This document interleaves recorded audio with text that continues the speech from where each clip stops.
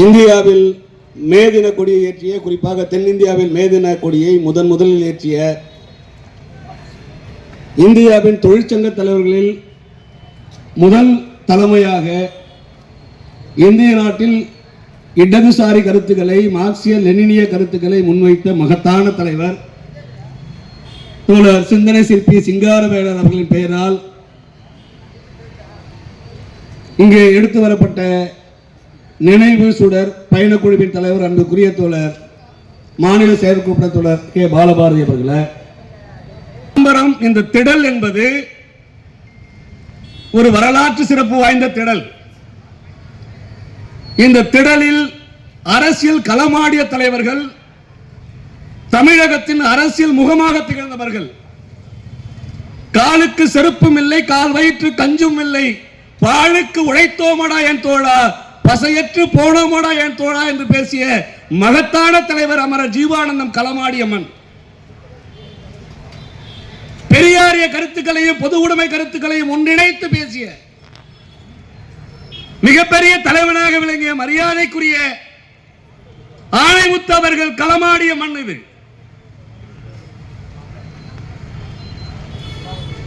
தமிழகத்தின் முதல் சபாநாயகராக விளங்கி ஏழை எளிய உழைப்பாளி மக்களுக்காக ஏராளமான பகுதிகளில் குடியிருப்பதற்கு பகுதிகளை ஒதுக்கி தந்த மரியாதைக்குரிய முனுவாரி அவர்கள் களமாடிய மன்னது.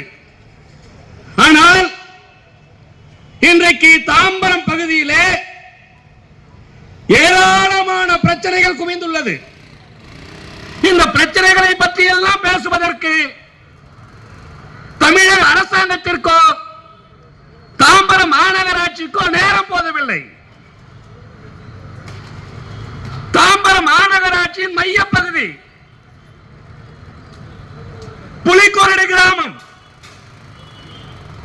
100 ஆண்டுகளாக வாழ்ந்து கொண்டிருக்கிறார்கள். 5வது தலைமுறை வாழ்கிறது. முதல்வர்களே, 5 தலைமுறையாக வாழக்கூடிய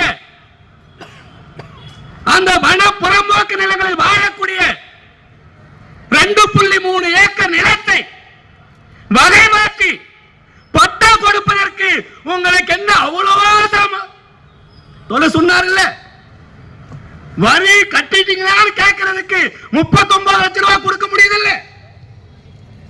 சட்டமன்றத்தில் சாப்பிடுறதுக்கு, டீ சாப்பிடுறதுக்கு பல 100 கோடி ரூபாய் செலவு பண்ண முடியுதில்ல.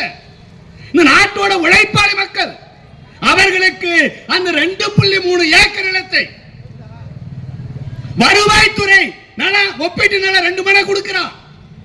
வனத்துறை பெற்றுக்கொண்டு வருவாய்த்துறையிடம் ஒப்படைத்தால் அந்த மக்கள் வாழ முடியும்.